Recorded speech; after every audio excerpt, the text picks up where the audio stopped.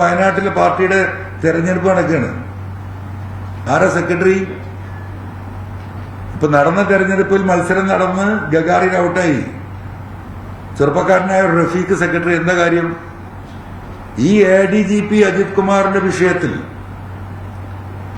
ഞാൻ പറഞ്ഞ നിലപാട് ശരിയാണ് എന്ന് പറഞ്ഞ വ്യക്തിയാണ് വയനാടിലെ പാർട്ടി സെക്രട്ടറി ആയിരുന്ന സഖാവ് ഗഗാറിൻ. ചൂരൽമല വിഷയവുമായി ബന്ധപ്പെട്ട് അവിടെ ADGP അജിത് കുമാറിന്റെ നേതൃത്വത്തിലുള്ള പോലീസ് സംഘം നടത്തിയ അനാവശ്യമായ ഇടപെടലും ലാത്തിച്ചാർജും, ഭക്ഷണപ്പരയിൽ പോലീസിന്റെ കയ്യേറ്റങ്ങൾ തുടങ്ങി ജനങ്ങൾക്കുണ്ടാക്കിയ നിരവധി വിഷയങ്ങളിൽ പോലീസിനെതിരെ അദ്ദേഹം സംസാരിച്ചിരുന്നു. അതിന്റെ വാർത്തകൾ എന്നെ കയ്യിലുണ്ട്, ഞാൻ നിങ്ങൾക്ക് തരാം. അന്ന് റിപ്പോർട്ട് വന്നത് അത് നേരെ പൊന്തായി.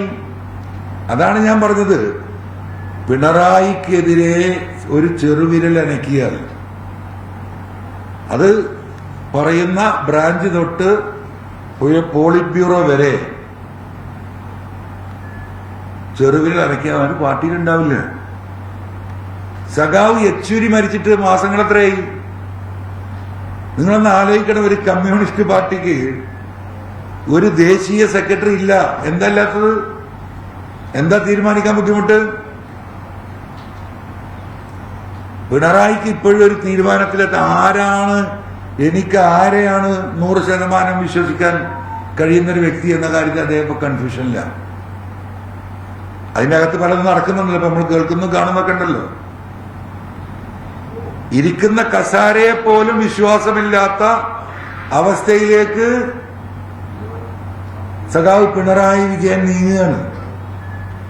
ഇപ്പൊ എവിടെ ഒരു അപശബ്ദം കേട്ടാൽ ആ അപശബ്ദങ്ങളെ മുഴുവൻ പാർട്ടിയിൽ നിന്ന് ഒഴിവാക്കിക്കൊണ്ടിരിക്കുകയാണ്.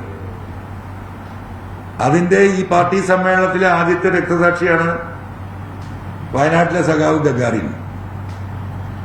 അപ്പൊ ഞാനിത് മൊത്തത്തിൽ ഇത് പറഞ്ഞു വന്നത്, കേരളത്തിലെ ജനങ്ങൾ മനസ്സിലാക്കേണ്ട, ഞാൻ നൽകിയ പരാതിയിൽ ഒരു നീതിയും കേരളത്തിലെ ജനങ്ങൾ പ്രതീക്ഷിക്കേണ്ടതില്ല.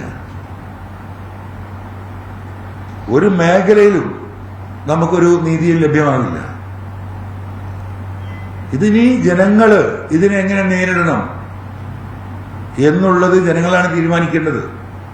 ജനങ്ങൾ തീരുമാനിച്ചതിന്റെ ലക്ഷണങ്ങൾ ഇപ്പൊ നമ്മൾ കണ്ടു. വയനാട് പാർലമെന്റ് തെരഞ്ഞെടുപ്പിലെ വോട്ട്, ഈ പറയുന്ന പാലക്കാടത്തെ വോട്ട്, ചേലക്കരയിലുണ്ടായ CPM-ന് നഷ്ടപ്പെട്ട 30,000-ഓളം വോട്ട്. അപ്പൊ ജനം ഇത് തിരിച്ചറിഞ്ഞ് പ്രതികരിക്കാൻ തുടങ്ങിയിട്ടും ഈ വിഷയത്തിൽ ഒരു പ്രതികരണം ഉണ്ടായിട്ടില്ല.